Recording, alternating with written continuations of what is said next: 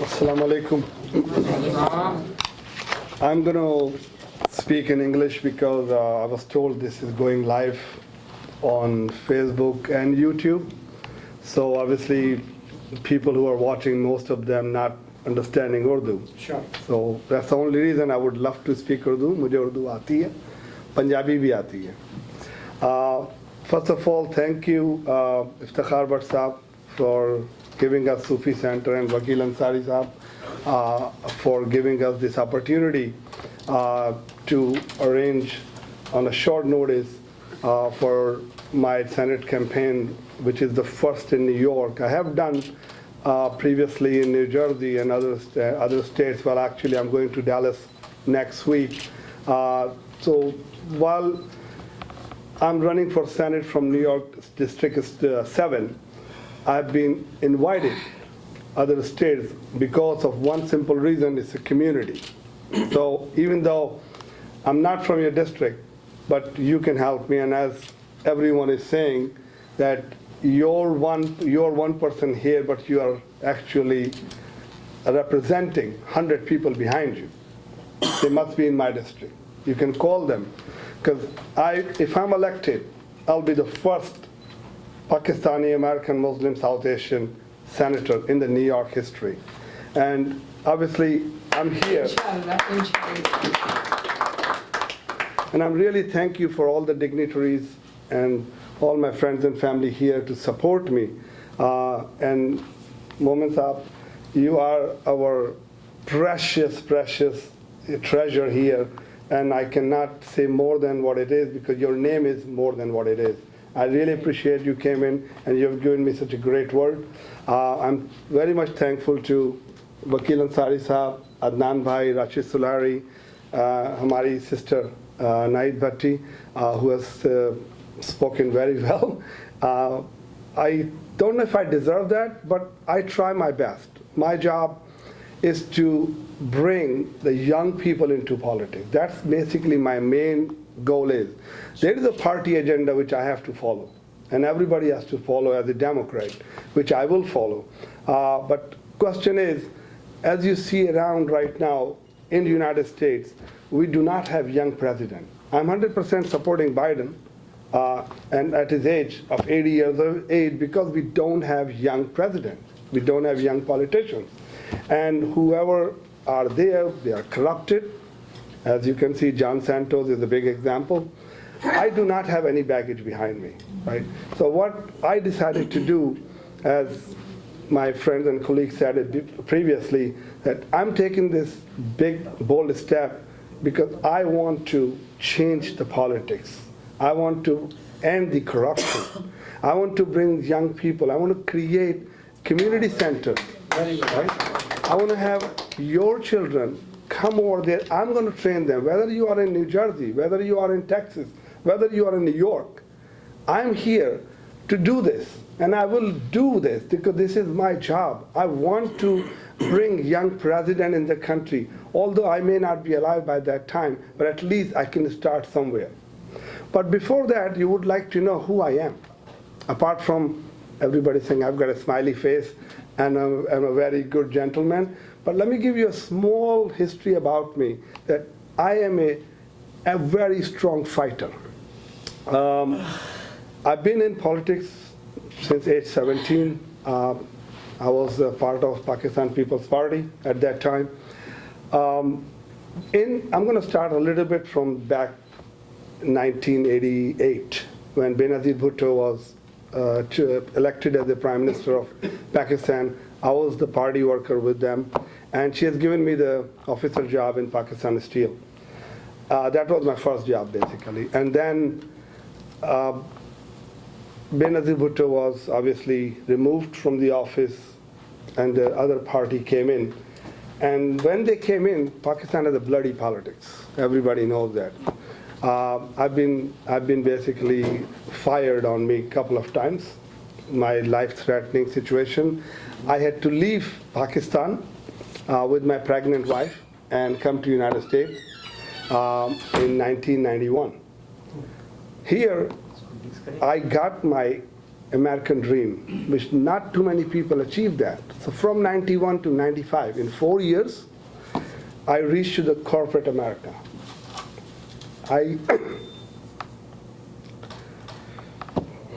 Sorry, it just makes me a little bit overwhelmed that when I talk about the achievement, how hard is it to come to white America and get the job in AT&T Snyder Communications as a regional director. It was an honor for me. I had 300 people working for me. I was never even thought of that. So I got that. I became general manager for PC Richard, and 9/11 happened. 9/11 happened, and FBI obviously reached me and questioned me. And I said, okay, you can come and question me. They came to my house, not one, not two, 15 people. 15 FBI people. They searched my house completely.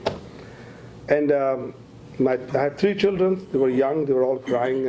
And you can imagine 15 people in your house, and you don't know what the hell is going on. I have cooperated, and in the end, they took me in. They took me in to the detention center. From detention center, they sent me to Passaic jail. I was in prison for 3 months, but I've seen in movies before, fingerprinting and all those type of things I've seen in reality. I lived with the criminals for 3 months. And that was, I never give up. I said, you know what, there is an error. There is an error. So my daughter, who was that time 8 years old, she wrote to the President Bush, my wife. I had been the center of media at that time, from CNN, from Channel 9, 7, 11, 12, 5, 4, New York Post, Newsday. Everybody was asking one question: this guy is innocent. This guy has a great job as a general manager of PC Richard. Why have you arrested him? They were saying it's patriotic law. They said, no, you have to either release him or charge him. And I was asking the same question. I said, either you have to release me now, or you have to charge me. What is my crime? And then they say, FBI came in and they say it's a mistaken identity. Right after that, they released me. But guess what? They released me on a voluntary departure, which I was not even aware of, to Pakistan. My family was here. They didn't even know that, my wife and my children. I called them from Karachi airport, hey, I'm not in US. So, where are you? I'm in Pakistan. So, what are you doing in Pakistan? I've been deported voluntarily. I didn't give up. I called CNN. I gave my interview to CNN. CNN published it here. This is what's happening to Mr. Khan. My wife, she left all the papers. She gave up the house. I used to have many cars because I was very successful. She left everything, took the 3 children, and she came to Pakistan right after 2 months, after I came to Pakistan. I struggled again, and I got general manager job in ARY TV by Iqbal Bhai, who's the owner of the ARY TV. But then it wasn't stopped there. Somehow the party which was against, they found out that I'm back here, so they start threatening me to kidnap my children, to ransom it, trying to kill me. I had to leave again. I had no choice. And I said, where do I go now? So I went to United Kingdom. I started my life again. And you can imagine, people drop down and stand up maybe once, maybe twice. This is happening so far, 3rd time in my life. Went to United Kingdom, work hard, become regional director for British Telecom. I own few houses, opened few businesses, very successful, but USA was in my heart. And I said, I gotta go back. So I called USCIS. I said, I want to come back to US. I said, yeah, you can. I had to start my paperwork again. I got my green card. I took my citizenship. And I started a company, which is, you all know, solar company, as a CEO. And now I'm running for senator. The only reason that I want to run for senator, that my message is, don't give up. System has error. You have to correct it. You cannot just say, hey, it is what it is. I'm the only person who has ever been deported and came back to United States, got on his seat back in PC Richard as a general manager, because when I came back, P.C. Richard gave me the same general manager job. He said, you have done nothing wrong, here's your job. But then I resigned it because I wanted to do differently. So my message is for young people is that you have to work hard, you have to stay focused, and all of you guys sitting here today, my message to you is if you get me elected somehow, whatever resources and power you can use.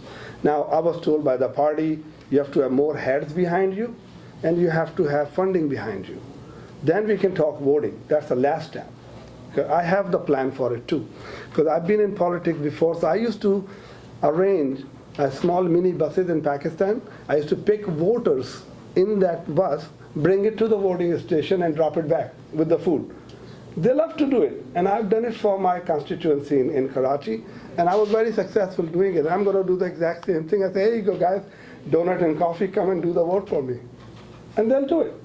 So today, my story is about not just me. I'm trying to say it's a mistaken identity. I fought for it. I stood 5 times. I'm back in our state. I'm all here to do this in my district 7. Right now, to be very honest with you, I'm being surprised. I was telling Adnan Bhai, in Board of Election, I'm the only one right now registered. There is no Democrat, there is no Republican. It will be, I'm sure it will be, but right now I'm the only one. Jack Martin is your incumbent, right? Jack Martin? Jack Martin is my incumbent, who's a Republican, but my district is 2/3 majority of Democrats. It's not a Republican Democrat, but last year it was a clean sweep, so everybody got lucky. But this time, we need to fight. If you want to have your say in this country, you need to be in the politics. We have made school, we have made Sufi centers, we have graveyard, we have every single sort of things here, but we do not have politics. I don't know why, but I think it starts today from here. You help me out with your contribution, with your help, with your, take your Rolodex out and send everyone, hey, I think this guy Mohammed is very good. I know him personally, or not personally, maybe somewhere else. Help him out, get him elected. That's what you can do. If you want your community to be stronger, I'm here, guys. So please help me out, do what you can, because this is your time. I'm not doing for me, I'm doing for you. I told my wife, we have a semi-divorce. She said, what do you mean? I said, because you won't see me. And literally, it's not started yet, my phone is non-stop ringing, because I've been invited. I'm going to Dallas, then I'm going to Houston, and all these people, they just know me so well, they say, you know what, we want to help you. So I've been supported, but all over the USA. I'm not going to take too much of the time. I've got Saeed Bhai here sitting. He's a very good supporter of mine. Misbah-ul-Haq Bhai here, Ghayasuddin Bhai here, Mohsin Bhai, Amia Saab, all the Faridi Bhai. All the people sitting here, Wasim Bhai sitting back there. So I'm sorry if I forgot some name. Hassan Bhai sitting here, Ghayasuddin Bhai. Can I ask a question? Yes, please. Function of a senator, like you look, what is the basic function maybe as a state senator? A senator repeals, enact, and create the law. Okay. That's the definition of a senator. So if I'm elected, my job is to be sitting with the Senate, and our chief is governor, obviously, and we are enacting, repealing, and creating the new laws. So my job would also be, I will make sure that we create some sort of good laws for our community, which I don't know yet because I'm not there yet. With your help, next year, inshallah, I will be. But that would be it. And if you have anything to do, we can talk about it, and then we can bring it into the law if permits by the law and the Constitution of the United States of America. Just one quick question. Whatever it happened to you, whatever the immigration or CISS, whatever they did with you, after long struggle you came back. Did you ever file a case against government or CISS or something before you go for this election. Did you file any case against them? So good question, Lodi bhai. I do not believe in revenge. It's not revenge. You suffer. Yeah, I never did that. I would never do that because to me it was an error and it has been corrected. I'm back to my position without any prejudice. So I'm very happy to be here because this country gives me a lot. You know, my children are very well educated from this country. I've got a really, really good life, happy life. And I have great business. I've got good friends here in all communities, not just Muslims, non-Muslims, Jewish, Sikhs, Indian. Everyone is my friend because I'm a friendly person. So no, I will not do that. Definitely not. I should not repeat again, but again, it's not you taking a revenge or against someone. It's against the law. You have a opportunity to file a case, so maybe you could save a lot of people. To be honest with you, it was an error because at that time there was a law called Patriot Law, and according to that law, they could detain anybody for 6 months without any questions, without any case against them. So they did their job. What was the error? Did they share the error with you? So they were the mistaken identity because when I purchased the house, we got purchased the house in Jericho. I live in Jericho. Can you believe on a title search, it was 300 Muhammad Khan, just exact same name, and the title company is telling me, I'm sorry, we cannot give you the house. And I'm like, but why? Because you have this many cases against you. I said, that's not me. You know, IRS, tax fraud, tickets. I don't even have a parking ticket, by the way. So I fought it. I said, no, that's not me. Prove it. So this is the problem of mistaken identity. So my name was so common because my full name is Adam Muhammad Khan Azam. But I usually used, if you all know me, as Muhammad Khan and Mo Khan. So that time, that's the name I was using. Until recently, when I filed for the state, they said, no, you cannot use Muhammad Khan, neither Mo Khan. What's your real name on the passport? I said, Adam Muhammad Azam. So now, I've got this name, Adam Muhammad Azam. So Muhammad Khan was a mistaken identity, is too common of a name. And that was the problem. So who and how did they correct the error? So what they did is, in 3 months' time, when they were investigating it, they checked every single Muhammad Khan in the world, not in just US.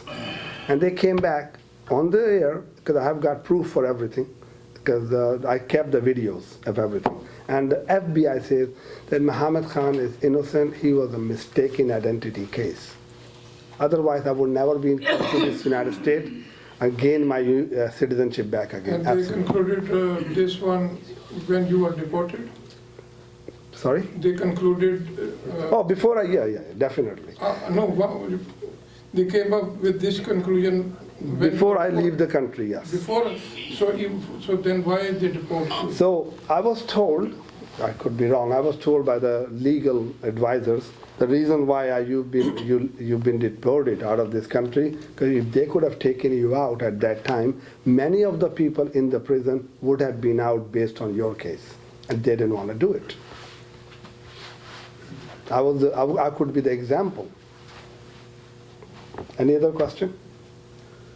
So then how did you come back? What was the... I just called them up. They said, you are welcome. I just applied like a normal green card situation. I got the green card and citizenship. And what was your status before you deported from the US? I was a political asylum work authorization. Yeah. So the message is, we need help. And I'm asking everyone to help me physically, mentally, and from your pockets. Thank you so much. You're a strong man, you did a great job, and we all with you.